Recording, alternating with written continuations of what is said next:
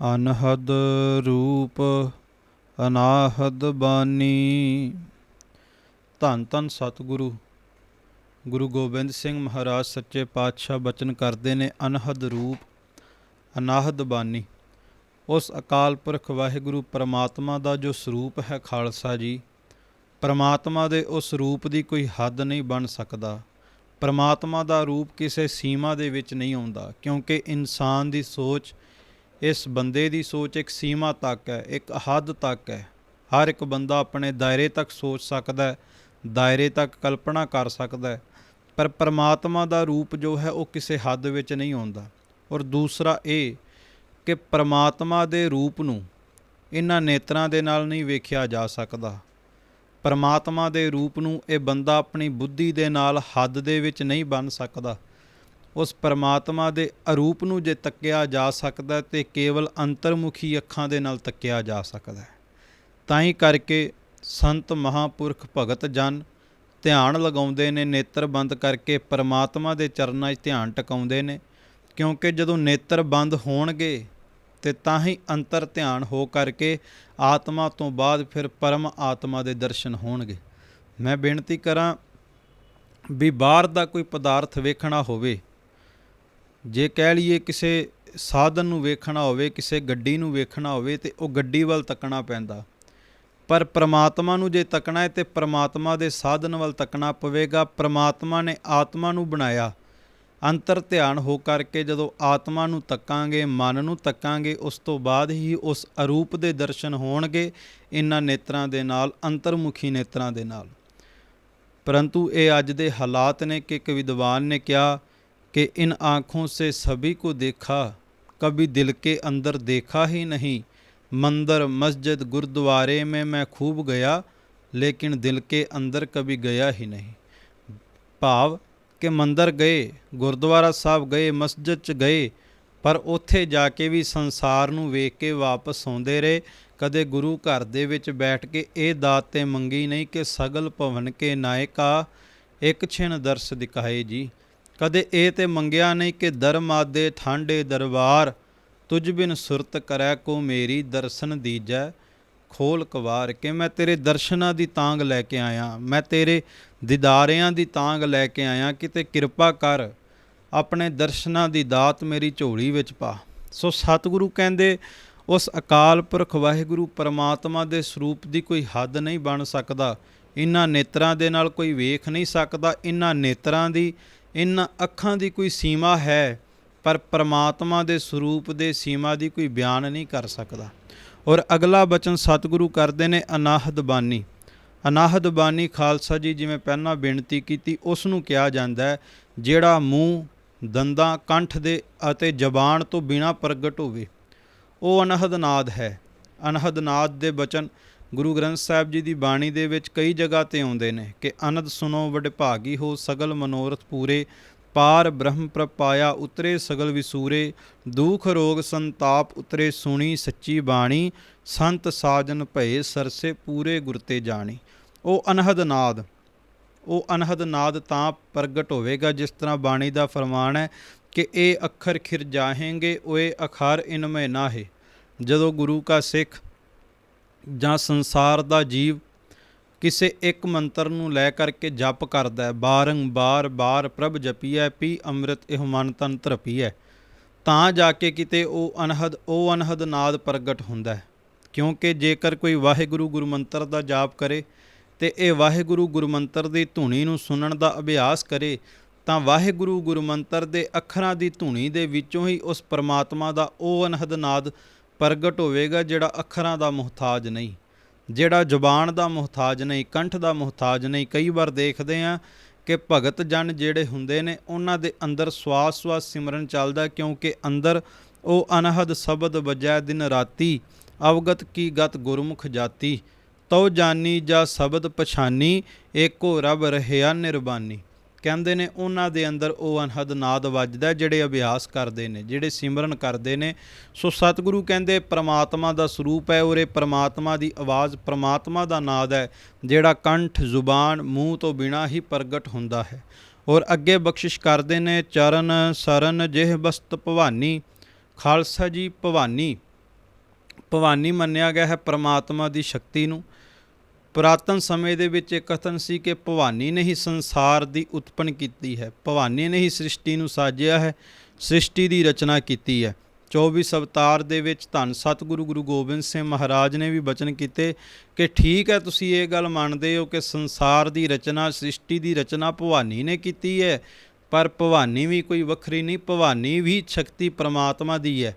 ਭਵਾਨੀ ਨੂੰ ਵੀ ਤਾਕਤ ਪਰਮਾਤਮਾ ਨੇ ਬਖਸ਼ੀ ਹੈ, ਭਵਾਨੀ ਨੂੰ ਵੀ ਸ਼ਕਤੀ ਪਰਮਾਤਮਾ ਨੇ ਬਖਸ਼ੀ ਹੈ। ਸੋਈ ਭਵਾਨੀ ਨਾਮ ਕਹਾਈ, ਜਿਨ ਸਗਰੀ ਇਹ ਸ੍ਰਿਸ਼ਟ ਉਪਾਈ। ਉਸ ਪਰਮਾਤਮਾ ਨੇ ਹੀ ਇਹ ਸਾਰਾ ਪਾਸਾਰਾ ਪਸਰਨ ਦੇ ਲਈ ਆਪਣੀ ਸ਼ਕਤੀ ਭਵਾਨੀ ਨੂੰ ਜਨਮ ਦਿੱਤਾ। ਔਰ ਸਤਿਗੁਰੂ ਕਹਿੰਦੇ ਉਹ ਭਵਾਨੀ, ਉਹ ਵੀ ਉਸ ਪਰਮਾਤਮਾ ਦੇ ਚਰਨਾਂ ਦੇ ਵਿੱਚ ਹੈ, ਪਰਮਾਤਮਾ ਦੀ ਸ਼ਰਨ ਦੇ ਵਿੱਚ ਹੈ। ਇਹ ਬੰਦਿਆ, ਤੂੰ ਕਿਤੇ ਪਰਮਾਤਮਾ ਦੀ ਸ਼ਕਤੀ ਨਾਲ ਹੀ ਨਾ ਜੁੜਿਆ ਰਹਿ ਜਾਵੀਂ, ਯਤਨ ਕਰ ਪਰਮਾਤਮਾ ਨਾਲ ਵੀ ਜੁੜ ਜਾਵੀਂ, ਕਿਉਂਕਿ ਭਵਾਨੀ ਵੀ ਪਰਮਾਤਮਾ ਦੇ ਵਿੱਚ ਹੈ। ਤੂੰ ਕਹੀਅਤ ਹੀ ਆਦ ਭਵਾਨੀ, ਮੁਕਤ ਕੀ ਬਰੀਆ ਕਹਾ ਛਪਾਨੀ। ਭਗਤ ਨਾਮਦੇਵ ਜੀ ਨੇ ਵੀ ਕਿਹਾ, ਕਹਿੰਦੇ ਠੀਕ ਹੈ ਭਵਾਨੀ, ਤੂੰ ਆਪਣੇ ਆਪ ਨੂੰ ਇਸ ਸ੍ਰਿਸ਼ਟੀ ਦਾ ਆਦ ਮੰਨਦੀ ਹੈ, ਸ੍ਰਿਸ਼ਟੀ ਦਾ ਕਰਤਾ ਮੰਨਦੀ ਹੈ, ਸ੍ਰਿਸ਼ਟੀ ਨੂੰ ਰਚਨਹਾਰ ਦੀ ਸ਼ਕਤੀ ਹੈ, ਪਰ ਜਦੋਂ ਮੁਕਤੀ ਦੇਣ ਦੀ ਵਾਰੀ ਆਉਂਦੀ ਹੈ ਤੇਰੇ ਹੱਥ ਵੀ ਖੜੇ ਹੋ ਜਾਂਦੇ ਨੇ। ਕਿਉਂ?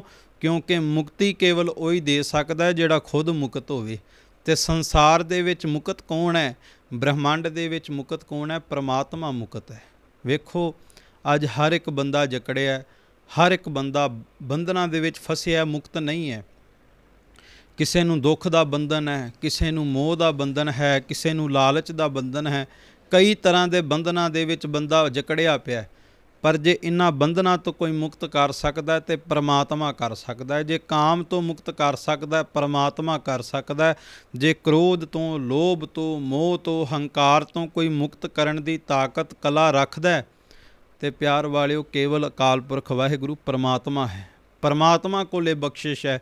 ਸੋ ਸਤਿਗੁਰੂ ਕਹਿੰਦੇ ਚਰਨ ਸਰਨ ਜਿਹ ਬਸਤ ਭਵਾਨੀ। ਉਹ ਪਰਮਾਤਮਾ ਦੇ ਸ਼ਰਨ ਦੇ ਵਿੱਚ, ਪਰਮਾਤਮਾ ਦੇ ਚਰਨਾਂ ਦੇ ਵਿੱਚ ਭਵਾਨੀ ਵੀ ਉਹਨੂੰ ਨਮਸਕਾਰ ਕਰ ਰਹੀ ਹੈ। ਅੱਗੇ ਬਖਸ਼ਿਸ਼ ਕਰਦੇ ਨੇ, ਬ੍ਰਹਮਾ ਬਿਸਨ ਅੰਤ ਨਹੀਂ ਪਾਇਆ। ਸਤਿਗੁਰੂ ਕਹਿੰਦੇ ਅਕਾਲ ਪੁਰਖ ਵਾਹਿਗੁਰੂ ਪਰਮਾਤਮਾ ਦਾ ਅੰਤ ਤਾਂ ਬ੍ਰਹਮਾ ਨੇ ਵੀ ਨਹੀਂ ਪਾਇਆ, ਵਿਸ਼ਨੂੰ ਨੇ ਵੀ ਨਹੀਂ ਪਾਇਆ। ਵਿਸ਼ਨੂੰ, ਬਿਸਨ ਤੋਂ ਭਾਵ ਵਿਸ਼ਨੂੰ ਭਗਵਾਨ। ਸਤਿਗੁਰੂ ਕਹਿੰਦੇ ਪੁਰਾਤਨ ਸਮੇਂ ਦੇ ਵਿੱਚ ਖਾਲਸਾ ਜੀ, ਇਹਨਾਂ ਨੂੰ ਬਹੁਤ ਵੱਡੀਆਂ ਤਾਕਤਾਂ ਮੰਨਿਆ ਜਾਂਦਾ ਸੀ ਅਤੇ ਅੱਜ ਵੀ ਮੰਨਿਆ ਜਾਂਦਾ ਹੈ। ਬ੍ਰਹਮਾ ਬਿਸ਼ਨ ਮਹੇਸ਼ ਨੂੰ, ਇੱਕ ਨੂੰ ਸ੍ਰਿਸ਼ਟੀ ਦੀ ਉਤਪੰਨ ਦਾ, ਇੱਕ ਨੂੰ ਸ੍ਰਿਸ਼ਟੀ ਦਾ ਕਰਤਾ ਮੰਨਿਆ ਜਾਂਦਾ ਹੈ, ਇੱਕ ਨੂੰ ਪਾਲਣ ਪੋਸ਼ਣ ਵਾਲਾ ਮੰਨਿਆ ਜਾਂਦਾ ਹੈ, ਅਤੇ ਇੱਕ ਨੂੰ ਫਿਰ ਸਮੇਟਣ ਵਾਲਾ ਮੰਨਿਆ ਜਾਂਦਾ ਹੈ। ਸਤਿਗੁਰੂ ਕਹਿੰਦੇ ਇਹ ਤਿੰਨੇ ਵੀ ਉਸ ਪਰਮਾਤਮਾ ਦਾ ਅੰਤ ਨਹੀਂ ਪਾ ਸਕੇ। ਭਾਵ ਸਭ ਤੋਂ ਵੱਡਾ ਜੇ ਕੋਈ ਹੈ ਤੇ ਉਹ ਅਕਾਲ ਪੁਰਖ ਵਾਹਿਗੁਰੂ ਪਰਮਾਤਮਾ ਹੈ। ਧੰਨ ਸਤਿਗੁਰੂ ਗੁਰੂ ਅਰਜਨ ਦੇਵ ਮਹਾਰਾਜ ਨੇ ਵੀ ਬਚਨ ਕੀਤੇ ਨੇ ਆਪਣੀ ਬਾਣੀ ਦੇ ਵਿੱਚ ਕਿ ਸੁਰ ਨਰ ਦੇਵ ਬ੍ਰਹਮ ਬ੍ਰਹਮਾਦਕ ਚਤੁਰਵੇਦ ਉਚਰਤ ਦਿਨ ਰਾਤ।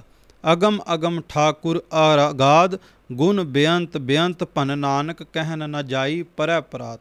ਕਹਿੰਦੇ ਨੇ ਬ੍ਰਹਮਾ ਵਿਸ਼ਨੂੰ ਮਹੇਸ਼ ਸੁਰ ਨਰ ਮੁਨ ਜਨ ਦੇਵਤੇ ਪੀਰ ਪੈਗੰਬਰ ਓਲੀਏ ਅਵਤਾਰ ਗੰਧਰਵ ਫਰਿਸ਼ਤੇ, ਇਹ ਸਾਰੇ ਉਸ ਅਕਾਲ ਪੁਰਖ ਵਾਹਿਗੁਰੂ ਪਰਮਾਤਮਾ ਦੇ ਗੁਣ ਗਾ ਰਹੇ ਨੇ।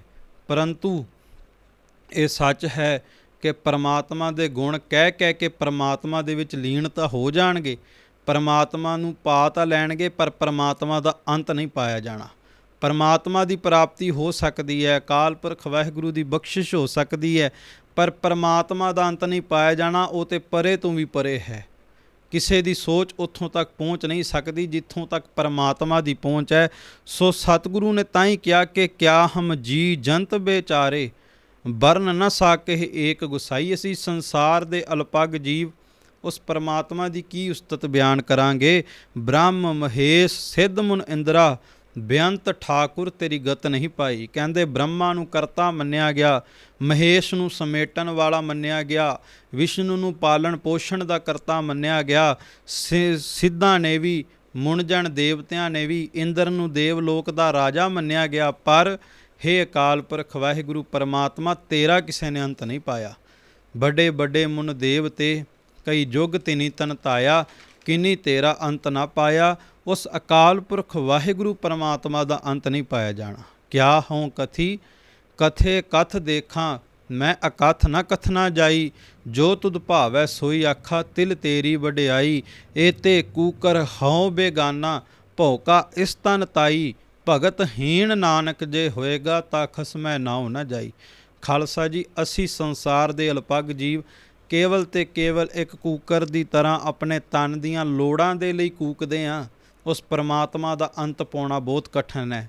ਇਸ ਕਰਕੇ ਹੰਕਾਰ ਨਾ ਕਰ, ਉਸ ਪਰਮਾਤਮਾ ਅਕਾਲ ਪੁਰਖ ਵਾਹਿਗੁਰੂ ਅੱਗੇ ਨਮਸਕਾਰ ਕਰ, ਜੋਦੜੀ ਕਰ। ਇੱਕ ਵਿਦਵਾਨ ਨੇ ਉਦਾਹਰਣ ਦਿੱਤਾ ਘੜੇ ਦਾ। ਕਹਿੰਦੇ ਬੰਦਿਆ ਤੈਨੂੰ ਹੰਕਾਰ ਕਿਸ ਗੱਲ ਦਾ ਹੈ? ਕਹਿੰਦੇ ਘੜੇ ਨੂੰ ਇੱਕ ਦਿਨ ਪੁੱਛਿਆ ਕਿ ਇਤਨੀ ਗਰਮੀ ਦੇ ਵਿੱਚ ਵੀ ਤੂੰ ਠੰਡਾ ਹੈ, ਤੂੰ ਸ਼ਾਂਤ ਹੈ ਕਿਉਂ? ਕਹਿਣ ਲੱਗਾ ਜਿਹਦਾ ਅਤੀਤ ਵੀ ਮਿੱਟੀ ਹੋਵੇ ਅਤੇ ਜਿਹਦਾ ਭਵਿੱਖ ਵੀ ਮਿੱਟੀ ਹੋਵੇ, ਜਿਹਦਾ ਵਰਤਮਾਨ ਵੀ ਮਿੱਟੀ ਹੋਵੇ, ਉਹਨੂੰ ਹੰਕਾਰ ਕਾਹਦਾ? ਅਤੇ ਇਸ ਬੰਦੇ ਦਾ ਅਤੀਤ ਵੀ ਮਿੱਟੀ ਹੈ, ਇਸ ਬੰਦੇ ਦਾ ਵਰਤਮਾਨ ਵੀ ਮਿੱਟੀ ਹੈ, ਇਸ ਬੰਦੇ ਦਾ ਭਵਿੱਖ ਵੀ ਮਿੱਟੀ ਹੈ। ਪਰ ਜੇ ਇਹ ਚਾਹੁੰਦਾ ਇਸ ਸੰਸਾਰ ਰੂਪੀ ਭਵਜਲ ਸਾਗਰ ਤੋਂ ਬਚਣਾ, ਇਸ ਸੰਸਾਰ ਦੀ ਤਪਸ਼ ਤੋਂ ਬਚਣਾ, ਸੰਸਾਰ ਦੀ ਗਰਮ ਰੁੱਤ ਤੋਂ ਬਚਣਾ, ਗਰਮ ਲੂਹ ਤੋਂ ਬਚਣਾ, ਅਤੇ ਇਹਨੂੰ ਪਰਮਾਤਮਾ ਦੇ ਚਰਨਾਂ ਨੂੰ ਗਲਵੱਕੜੀ ਪਾਉਣੀ ਪਵੇਗੀ। ਕਿਉਂਕਿ ਸਤਿਗੁਰੂ ਦੀ ਬਾਣੀ ਦਾ ਫਰਮਾਨ ਹੈ ਕਿ ਦਾਵਾ ਅਗਨ ਬਹੁਤ ਤ੍ਰਿਣ ਜਾਲੈ, ਕੋਈ ਹਰਿਆ ਬੂਟ ਰਹਿਓਰੀ। ਕਿ ਅਗਨੀ ਦਾ ਦਾਵਾ ਹੈ, ਗਰਮ ਲੂਹ ਦਾ ਦਾਵਾ ਹੈ ਕਿ ਉਹ ਰੁੱਖਾਂ ਦੀਆਂ ਜੜ੍ਹਾਂ ਤੱਕ ਸਾੜ ਕੇ ਰੱਖ ਦਿੰਦੀ ਹੈ, ਸੁਕਾ ਕੇ ਰੱਖ ਦਿੰਦੀ ਹੈ, ਰੁੱਖਾਂ ਵਿੱਚ ਸੋਕਾ ਆ ਜਾਂਦਾ ਹੈ। ਪਰ ਸਤਿਗੁਰੂ ਕਹਿੰਦੇ ਜਿਹੜੇ ਰੁੱਖ ਦੀਆਂ ਜੜ੍ਹਾਂ ਅੰਦਰੋਂ ਪਾਣੀ ਦੇ ਸੋਮੇ ਨਾਲ ਜੁੜੀਆਂ ਹੋਣ, ਉਹ ਰੁੱਖ ਦੇ ਉੱਤੇ ਕਦੇ ਸੋਕਾ ਨਹੀਂ ਹੁੰਦਾ, ਉਹ ਰੁੱਖ ਕਦੇ ਸੁੱਕਦਾ ਨਹੀਂ। ਬਸ ਠੀਕ ਇਸੇ ਤਰ੍ਹਾਂ ਜਿਸ ਮਨੁੱਖ ਦੀਆਂ ਜੜ੍ਹਾਂ ਅੰਦਰੋਂ ਬਾਣੀ ਦੇ ਸੋਮੇ ਦੇ ਨਾਲ ਜੁੜੀਆਂ ਹੋਣ, ਉਹ ਮਨੁੱਖ ਵੀ ਕਦੇ ਸੁੱਕੇਗਾ ਨਹੀਂ। ਮੇਰੇ ਮਾਧੋ ਜੀ, ਸਤ ਸੰਗਤ ਮਿਲੇ ਸੋ ਤਰਿਆ, ਗੁਰ ਪ੍ਰਸਾਦ ਪਰਮ ਪਦ ਪਾਇਆ, ਸੂਕੇ ਕਾਸ਼ਟ ਹਰਿਆ। ਸੋ ਰਹੋ ਵਿਚਾਰ। ਸਤਿਗੁਰੂ ਕਹਿੰਦੇ ਬ੍ਰਹਮਾ ਵਿਸ਼ਨ ਅੰਤ ਨਹੀਂ ਪਾਇਆ। ਪਰਮਾਤਮਾ ਅਕਾਲ ਪੁਰਖ ਵਾਹਿਗੁਰੂ ਪਰਮਾਤਮਾ ਦਾ ਅੰਤ ਬ੍ਰਹਮਾ ਅਤੇ ਵਿਸ਼ਨੂੰ ਮਹੇਸ਼ ਨੇ ਵੀ ਨਹੀਂ ਪਾਇਆ।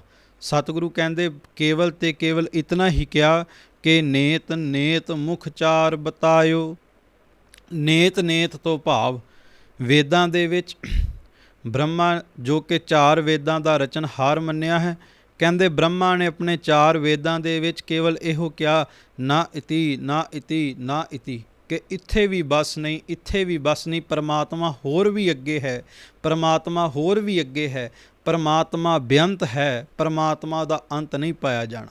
ਸਤਿਗੁਰੂ ਕਹਿੰਦੇ ਨੇ 4 ਵੇਦਾਂ ਦੇ ਵਿੱਚ ਵੀ ਉਸ ਬ੍ਰਹਮਾ ਨੇ ਇਹੋ ਕਿਹਾ ਕਿ ਉਸ ਪਰਮਾਤਮਾ ਦਾ ਕੋਈ ਅੰਤ ਨਹੀਂ ਪਾ ਸਕਦਾ, ਪਰਮਾਤਮਾ ਦੇ ਵਿੱਚ ਸਮਾਇਆ ਜਾ ਸਕਦਾ ਹੈ। ਜਿਸ ਤਰ੍ਹਾਂ ਕੋਈ ਸਮੁੰਦਰ ਦਾ ਅੰਤ ਲੱਭਣ ਲਈ ਜਾਵੇ ਅਤੇ ਸਮੁੰਦਰ ਦੇ ਵਿੱਚ ਸਮਾਇਆ ਜਾਵੇਗਾ, ਸਮੁੰਦਰ ਦੇ ਵਿੱਚ ਡੁੱਬ ਜਾਵੇਗਾ, ਪਰੰਤੂ ਉਹ ਸਮੁੰਦਰ ਦੇ ਅੰਤ ਤੱਕ ਪਹੁੰਚ ਨਹੀਂ ਸਕੇਗਾ। ਠੀਕ ਇਸੇ ਤਰ੍ਹਾਂ ਪਰਮਾਤਮਾ ਦਾ ਅੰਤ ਪਾਉਣ ਲਈ ਕੋਈ ਜਾਵੇ, ਪਰਮਾਤਮਾ ਦਾ ਅੰਤ ਨਹੀਂ ਪਾਇਆ ਜਾ ਸਕਦਾ। ਪਰ ਹਾਂ, ਸਮੁੰਦਰ ਦਾ ਅੰਤ ਪਾਉਣ ਲੱਗਿਆ ਬੰਦਾ ਸਮੁੰਦਰ ਵਿੱਚ ਡੁੱਬ ਜਾਂਦਾ ਹੈ, ਮਰ ਜਾਂਦਾ ਹੈ, ਪਰ ਪਰਮਾਤਮਾ ਨੂੰ ਜਿਹੜਾ ਜਪਦਾ, ਪਰਮਾਤਮਾ ਦੇ ਨਾਮ ਵਿੱਚ ਜਿਹੜਾ ਟੁੱਬੀ ਲਾਉਂਦਾ, ਉਹ ਡੁੱਬਦਾ ਨਹੀਂ ਬਲਕਿ ਤਰ ਜਾਂਦਾ ਅਤੇ ਉਹਨੂੰ ਇੱਕ ਵੱਖਰਾ ਜੀਵਨ ਦਾਨ ਮਿਲ ਜਾਂਦਾ। ਉਹਨੂੰ ਐਸਾ ਜੀਵਨ ਦਾਨ ਮਿਲਦਾ ਜਿਹੜਾ ਜੀਵਨ ਦਾਨ ਭਾਈ ਮਨੀ ਸਿੰਘ ਨੂੰ ਮਿਲਿਆ, ਐਸਾ ਜੀਵਨ ਦਾਨ ਮਿਲਦਾ ਜਿਹੜਾ ਜੀਵਨ ਦਾਨ ਕਦੇ ਭਾਈ ਤਾਰੂ ਸਿੰਘ ਨੂੰ ਮਿਲਿਆ, ਭਾਈ ਮਨੀ ਸਿੰਘ ਨੂੰ ਮਿਲਿਆ, ਉਹ ਜੀਵਨ ਦਾਨ ਉਹਨਾਂ ਨੂੰ ਮਿਲਦਾ। ਸੋ ਸਤਿਗੁਰੂ ਕਹਿੰਦੇ ਬ੍ਰਹਮਾ ਨੇ ਵੀ ਕਿਹਾ ਕਿ ਉਸ ਪਰਮਾਤਮਾ ਦਾ ਅੰਤ ਨਹੀਂ ਪਾਇਆ ਜਾ ਸਕਦਾ। ਇਹ 4 ਵੇਦਾਂ ਦਾ ਕਥਨ ਹੈ। ਸਰਬਲੋਕ ਗ੍ਰੰਥ ਸਾਹਿਬ ਦੇ ਵਿੱਚ ਧੰਨ ਸਤਿਗੁਰੂ ਗੁਰੂ ਗੋਬਿੰਦ ਸਿੰਘ ਮਹਾਰਾਜ ਨੇ ਵੀ ਬਚਨ ਕੀਤੇ ਕਿ ਨਿਤ ਰਟਤ ਨਾਮ ਅਪਾਰ, ਤਦਿਅਪ ਨਾ ਪਾਵਤ ਪਾਰ। ਸਤਿਗੁਰੂ ਕਹਿੰਦੇ ਵੀ ਨੇਤੀ ਪਰਮਾਤਮਾ ਦੇ ਨਾਮ ਨੂੰ ਰਟਦਾ ਰਹੋ, ਜਪਦਾ ਰਹੋ, ਬਾਰ-ਬਾਰ ਉਹਦਾ ਜਾਪ ਕਰ ਪਰਮਾਤਮਾ ਦੇ ਨਾਮ ਦਾ, ਪਰ ਸੱਚ ਹੈ ਤਾਂ ਵੀ ਉਹਦਾ ਅੰਤ ਨਹੀਂ ਪਾਇਆ ਜਾਣਾ। ਸੇਵ ਬਿਸਨ ਓ ਮੁਖ ਚਾਰ, ਨਿਤ ਭਜਤ ਮਾਏ ਮੁਰਾਰ। ਸਤਿਗੁਰੂ ਕਹਿੰਦੇ ਸ਼ਿਵ ਜੀ, ਵਿਸ਼ਨੂੰ, ਮਹੇਸ਼, ਇਹਨਾਂ ਨੇ ਵੀ ਪਰਮਾਤਮਾ ਨੂੰ ਜਪਿਆ, ਪਰਮਾਤਮਾ ਨੂੰ ਭਜਿਆ, ਪਰ ਪਰਮਾਤਮਾ ਦਾ ਅੰਤ ਨਹੀਂ ਪਾਇਆ। ਪਰਮਾਤਮਾ ਬੇਅੰਤ ਹੈ। ਕਿਉਂ? ਅੱਗੇ ਸਤਿਗੁਰੂ ਬਚਨ ਕਰਦੇ ਨੇ ਕੋਟ ਇੰਦਰ ਉਪਿੰਦਰ ਬਣਾਏ। ਸਤਿਗੁਰੂ ਕਹਿੰਦੇ ਉਸ ਪਰਮਾਤਮਾ ਨੇ ਕਰੋੜਾਂ ਹੀ ਇੰਦਰ ਬਣਾਏ ਅਤੇ ਕਰੋੜਾਂ ਹੀ ਉਪਿੰਦਰ ਬਣਾਏ। ਵੇਖੋ ਖਾਲਸਾ ਜੀ, ਇੰਦਰ ਨੂੰ ਦੇਵਲੋਕ ਦਾ ਰਾਜਾ ਮੰਨਿਆ ਜਾਂਦਾ ਸੀ। ਇੰਦਰ ਨੂੰ ਬਹੁਤ ਤਾਕਤਵਰ, ਬਹੁਤ ਸ਼ਕਤੀਵਾਨ ਮੰਨਿਆ ਜਾਂਦਾ ਸੀ। ਸਤਿਗੁਰੂ ਕਹਿੰਦੇ ਇਹੋ ਜਿਹੇ ਪਤਾ ਹੀ ਨਹੀਂ ਕਿੰਨੇ ਕਿ ਤਾਕਤਵਰ, ਕਰੋੜਾਂ ਹੀ ਤਾਕਤਵਰ ਇੰਦਰ ਪਰਮਾਤਮਾ ਨੇ ਬਣਾਏ ਅਤੇ ਬਣਾ ਕਰਕੇ ਫਿਰ ਸਮੇਟ ਵੀ ਦਿੱਤੇ। ਔਰ ਉਪਿੰਦਰ ਤੋਂ ਭਾਵ ਕਿ ਵਾਮਨ ਅਵਤਾਰ। ਸਤਿਗੁਰੂ ਕਹਿੰਦੇ ਵਾਮਨ ਅਵਤਾਰ ਜਿਹੇ ਵੀ ਕਰੋੜਾਂ ਉਸ ਪਰਮਾਤਮਾ ਨੇ ਬਣਾਏ, ਬਣਾ ਕਰਕੇ ਸਮੇਟ ਦਿੱਤੇ। ਇਹ ਪਰਮਾਤਮਾ ਦੀ ਖੇਡ ਹੈ। ਉਹ ਕਿਸੇ ਨੂੰ ਵੀ ਬਲ ਦੇਵੇ, ਕਿਸੇ ਨੂੰ ਵੀ ਥਾਪੜਾ ਦੇ ਦੇਵੇ ਤੇ ਮੁਰਦੇ ਦੇ ਵਿੱਚ ਵੀ ਜਾਨ ਪੈ ਜਾਂਦੀ ਹੈ। ਤਾਂ ਹੀ ਚੰਡੀ ਦੀ ਵਾਰ 'ਚ ਮਹਾਰਾਜ ਨੇ ਕਿਹਾ ਕਿ ਤੈਥੋਂ ਹੀ ਬਲਰਾਮ ਲੈ ਨਾਲ ਬਾਣਾ ਦਹਿ ਸਰਕਾਇਆ, ਤੈਥੋਂ ਹੀ ਬਲਕ੍ਰਿਸ਼ਨ ਲੈ ਕੰਸ ਕੇਸੀ ਪਕੜ ਗਿਰਾਇਆ। ਹੇ ਪਰਮਾਤਮਾ, ਤੇਰੇ ਕੋਲੋਂ ਹੀ ਬਲ ਲੈ ਕੇ, ਤੇਰੇ ਕੋਲੋਂ ਹੀ ਤਾਕਤ ਲੈ ਕੇ ਰਾਮ ਨੇ ਰਾਵਣ ਦਾ ਵੱਧ ਕੀਤਾ। ਤੇਰੇ ਕੋਲੋਂ ਹੀ ਬਲ ਤਾਕਤ ਲੈ ਕਰਕੇ ਕ੍ਰਿਸ਼ਨ ਭਗਵਾਨ ਨੇ ਕੰਸ ਨੂੰ ਕੇਸਾਂ ਤੋਂ ਪਕੜ ਕੇ ਧਰਤੀ 'ਤੇ ਪਟਕਾ ਦਿੱਤਾ। ਇਹ ਪਰਮਾਤਮਾ ਦਾ ਬਲ ਹੈ, ਇਹ ਪਰਮਾਤਮਾ ਦੀ ਤਾਕਤ ਹੈ, ਪਰਮਾਤਮਾ ਦੀ ਸ਼ਕਤੀ ਹੈ, ਪਰਮਾਤਮਾ ਬੇਅੰਤ ਹੈ। ਅੱਗੇ ਸਤਿਗੁਰੂ ਗੁਰੂ ਗੋਬਿੰਦ ਸਿੰਘ ਮਹਾਰਾਜ ਬਚਨ ਕਰਦੇ ਨੇ ਕਿ ਜਿੱਥੇ ਪਰਮਾਤਮਾ ਨੇ ਕਰੋੜਾਂ ਇੰਦਰ ਬਣਾਏ, ਕਰੋੜਾਂ ਉਪਿੰਦਰ ਬਣਾਏ ਔਰ ਬਣਾ ਕਰਕੇ ਫਿਰ ਸਮੇਟ ਦਿੱਤੇ। ਸਤਿਗੁਰੂ ਕਹਿੰਦੇ ਬ੍ਰਹਮਾ ਰੁਦਰ ਉਪਾਏ ਖਪਾਏ। ਕਹਿੰਦੇ ਪਰਮਾਤਮਾ ਅਕਾਲ ਪੁਰਖ ਵਾਹਿਗੁਰੂ ਨੇ ਅਨੇਕਾਂ ਵਾਰ ਹੀ ਬ੍ਰਹਮਾ ਨੂੰ ਬਣਾਇਆ, ਰੁਦਰ ਨੂੰ ਸਾਜਿਆ, ਬ੍ਰਹਮਾ ਨੂੰ ਸਾਜਿਆ ਤੇ ਸਾਜ ਕੇ ਫਿਰ ਸਮੇਟ ਵੀ ਦਿੱਤਾ, ਖਪਾ ਵੀ ਦਿੱਤਾ। ਖਾਲਸਾ ਜੀ, ਜਪਜੀ ਸਾਹਿਬ ਦੇ ਵਿੱਚ ਵੀ ਕਥਨ ਆਉਂਦਾ ਕਿ ਕਈ ਵਾਰ ਪਸਰਿਓ ਪਾਸਾਰ, ਸਦਾ ਸਦਾ ਇੱਕ ਏਕੰਕਾਰ। ਪਰਮਾਤਮਾ ਦਾ ਕੇਵਲ ਇੱਕ ਖਿਣ ਦਾ ਫੁਰਨਾ, ਪਲ ਝਪਕਣ ਦੀ ਦੇਰੀ ਤੋਂ ਵੀ ਘੱਟ ਦਾ ਫੁਰਨਾ ਪਰਮਾਤਮਾ ਨੂੰ ਆਇਆ ਤੇ ਇਸ ਸ੍ਰਿਸ਼ਟੀ ਦੀ ਖੇਡ ਰਚੀ ਗਈ। ਜਿੱਦਣ ਪਰਮਾਤਮਾ ਨੂੰ ਫੁਰਨਾ ਆਵੇ ਕਿ ਹੁਣ ਸ੍ਰਿਸ਼ਟੀ ਨੂੰ ਸਮੇਟਣਾ ਹੈ ਤੇ ਪਲ ਝਪਕਣ ਦੀ ਦੇਰੀ ਤੋਂ ਪਹਿਲਾਂ ਸ੍ਰਿਸ਼ਟੀ ਸਮੇਟੀ ਜਾਵੇਗੀ। ਅੱਜ ਭਾਵੇਂ ਕੋਈ ਦਾਅਵੇ ਕਰੀ ਜਾਵੇ ਕਿ ਇਹ ਸ੍ਰਿਸ਼ਟੀ ਦਾ ਅਖੀਰਲਾ ਦਿਨ ਹੈ, ਇਹ ਸ੍ਰਿਸ਼ਟੀ ਦਾ ਅਖੀਰਲਾ ਦਿਨ ਹੈ, ਇਸ ਦਿਨ ਦੁਨੀਆ ਤਬਾਹ ਹੋ ਜਾਵੇਗੀ, ਦੁਨੀਆ ਖਤਮ ਹੋ ਜਾਵੇਗੀ, ਪਰ ਸੱਚੀ ਗੱਲ ਹੈ ਨਾ ਤਾਂ ਕੋਈ ਇਹ ਜਾਣ ਸਕਿਆ ਕਿ ਸ੍ਰਿਸ਼ਟੀ, ਇਹ ਸੰਸਾਰ ਕਦੋਂ ਬਣਿਆ ਤੇ ਨਾ ਹੀ ਕੋਈ ਇਹ ਜਾਣ ਸਕੇਗਾ ਕਿ ਇਹ ਸ੍ਰਿਸ਼ਟੀ, ਇਹ ਸੰਸਾਰ ਕਦੋਂ ਖਤਮ ਹੋਵੇਗਾ, ਕਿਉਂਕਿ ਇਹ ਪਰਮਾਤਮਾ ਦੀ ਖੇਡ ਹੈ। ਸਤਿਗੁਰੂ ਕਹਿੰਦੇ ਕਈ ਵਾਰ ਪਸਰਿਓ ਪਾਸਾਰ, ਸਦਾ ਸਦਾ ਇੱਕ ਏਕੰਕਾਰ। ਇਹ ਪਸਾਰਾ ਤੇ ਕਈ ਵਾਰ ਪਸਰਿਆ, ਇਹ ਰਚਨਾ ਤੇ ਕਈ ਵਾਰ ਹੋਈ, ਪਰ ਹਾਂ ਸ੍ਰਿਸ਼ਟੀ ਆਉਂਦੀ ਜਾਂਦੀ ਰਹੇਗੀ, ਇਹ ਖੇਡ ਆਉਂਦੀ ਜਾਂਦੀ ਰਹੇਗੀ, ਸਦਾ ਸਦਾ ਇੱਕ ਏਕੰਕਾਰ।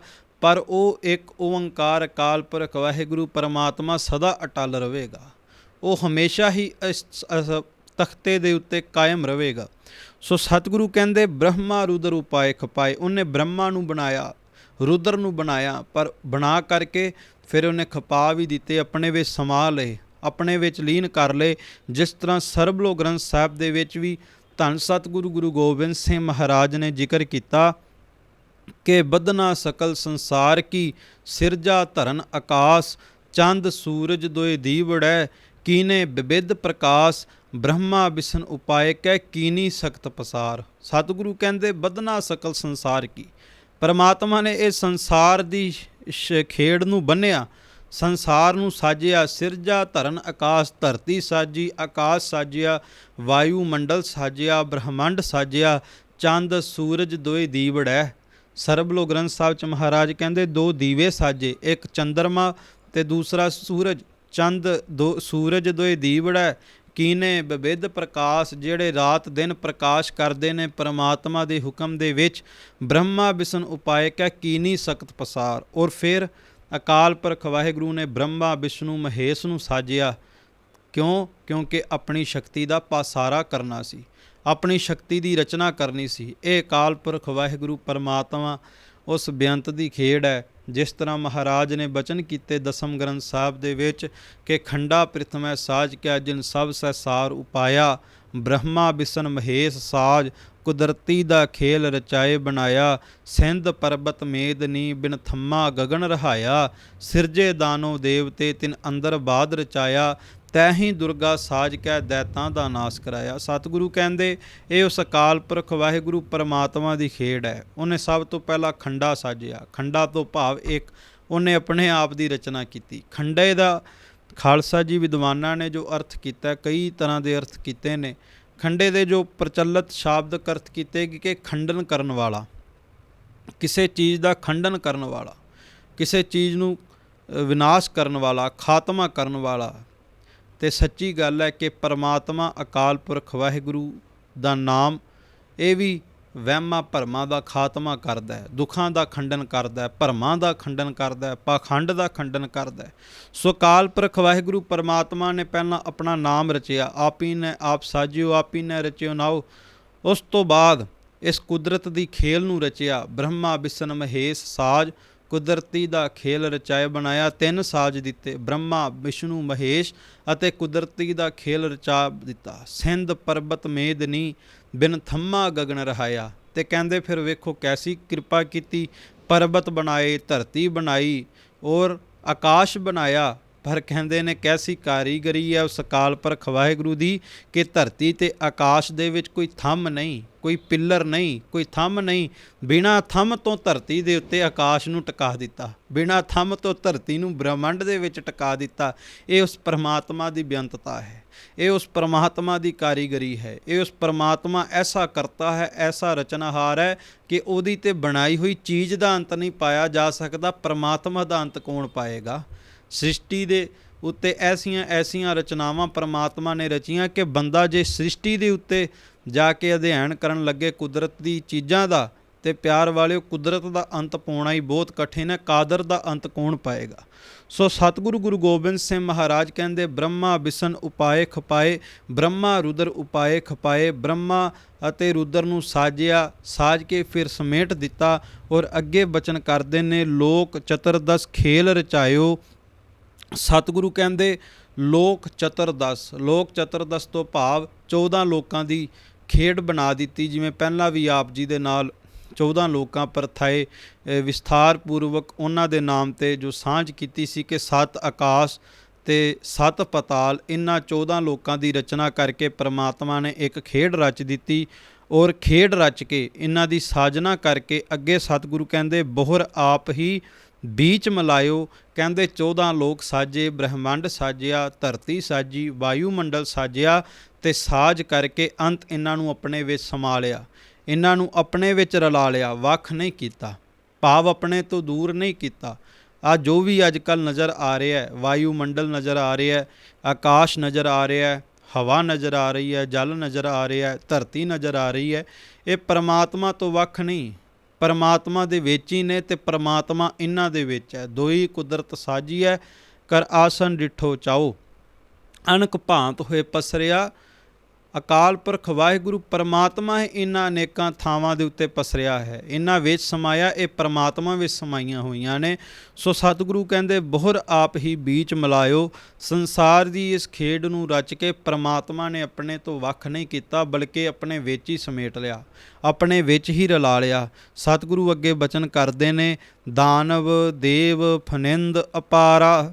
ਦਾਨਵ ਤੋਂ ਭਾਵ ਦੈਂਤ ਅਤੇ ਦੇਵ ਤੋਂ ਭਾਵ ਕਿ ਦੇਵਤੇ। ਜਿਸ ਤਰ੍ਹਾਂ ਪਹਿਲਾਂ ਚੰਡੀ ਦੀ ਵਾਰ ਦੇ ਵਿੱਚੋਂ ਬੇਨਤੀ ਕੀਤੀ ਕਿ ਖੰਡਾ ਪ੍ਰਿਥਮੈ ਸਾਜ ਕੈ ਜਿਨ ਸਭ ਸੰਸਾਰ ਉਪਾਇਆ, ਬ੍ਰਹਮਾ ਬਿਸ਼ਨ ਮਹੇਸ਼ ਸਾਜ, ਕੁਦਰਤੀ ਦਾ ਖੇਲ ਰਚਾਏ ਬਣਾਇਆ। ਸਿੰਧ ਪਰਬਤ ਮੇਦਨੀ, ਬਿਨ ਥੰਮਾ ਗਗਨ ਰਹਾਇਆ। ਸਿਰਜੇ ਦਾਨੋ ਦੇਵਤੇ, ਤਿਨ ਅੰਦਰ ਬਾਦ ਰਚਾਇਆ। ਕਹਿੰਦੇ ਦੇਵਤੇ ਵੀ ਆਪ ਸਾਜੇ, ਦਾਨਵ ਤੋਂ ਭਾਵ ਦੈਂਤ ਵੀ ਆਪ ਸਾਜੇ, ਅਤੇ ਇਹਨਾਂ ਦੇ ਅੰਦਰ ਫਿਰ ਵਾਦ ਵਿਵਾਦ ਵੀ ਆਪ ਹੀ ਰਚਿਆ। ਸਿਰਜੇ ਦਾਨਵ ਦੇਵਤੇ, ਤਿਨ ਅੰਦਰ ਬਾਦ ਰਚਾਇਆ। ਤੈਂ ਹੀ ਦੁਰਗਾ ਸਾਜ ਕੈ ਦੈਤਾਂ ਦਾ ਨਾਸ ਕਰਾਇਆ। ਦੇਵਤੇ ਸਾਜੇ, ਦੇਵਤਿਆਂ ਨੂੰ ਹੰਕਾਰ ਹੋਇਆ, ਦੈਂਤ ਸਾਜੇ, ਦੈਂਤਾਂ ਨੂੰ ਹੰਕਾਰ ਹੋਇਆ, ਫਿਰ ਆਪਣੀ ਸ਼ਕਤੀ ਦੁਰਗਾ ਸਾਜ ਦਿੱਤੀ। ਤੈਤੋਂ ਹੀ ਬਲਰਾਮ ਲੈ ਨਾਲ ਬਾਣਾ ਦਹਿ ਸਰਕਾਇਆ, ਤੈਤੋਂ ਹੀ ਬਲਕ੍ਰਿਸ਼ਨ ਲੈ ਕੰਸ ਕੇਸੀ ਪਕੜ ਗਿਰਾਇਆ। ਵੱਡੇ ਵੱਡੇ ਮੁਨ ਦੇਵਤੇ ਕਈ ਜੁਗ, ਤਿਨੀ ਤਨ ਤਾਇਆ, ਕਿਨੀ ਤੇਰਾ ਅੰਤ ਨਾ ਪਾਇਆ। ਪਰ ਕਿਸੇ ਨੇ ਵੀ ਉਸ ਪਰਮਾਤਮਾ ਅਕਾਲ ਪੁਰਖ ਦਾ ਅੰਤ ਨਹੀਂ ਪਾਇਆ। ਸੋ ਸਤਿਗੁਰੂ ਕਹਿੰਦੇ ਇਹ ਅਕਾਲ ਪੁਰਖ ਵਾਹਿਗੁਰੂ ਪਰਮਾਤਮਾ ਦੀ ਬਖਸ਼ਿਸ਼ ਹੈ, ਜਿੱਥੇ ਉਹਨੇ 14 ਲੋਕਾਂ ਦੀ ਖੇਲ ਰਚਾਈ। ਪਰਮਾਤਮਾ ਨੇ ਸੰਸਾਰ ਦੀ ਬ੍ਰਹਿਮੰਡ ਦੀ ਖੇਡ ਰਚੀ, ਵੱਖੋ ਵੱਖਰੀਆਂ ਥਾਵਾਂ ਦੀ ਰਚਨਾ ਕੀਤੀ। ਰਚਨਾ ਕਰਕੇ ਆਪਣੀ ਰਚਨਾ ਨੂੰ ਆਪਣੇ ਤੋਂ ਵੱਖ ਨਹੀਂ ਕੀਤਾ, ਬਲਕਿ ਆਪਣੇ ਵਿੱਚ ਰਲਾ ਲਿਆ।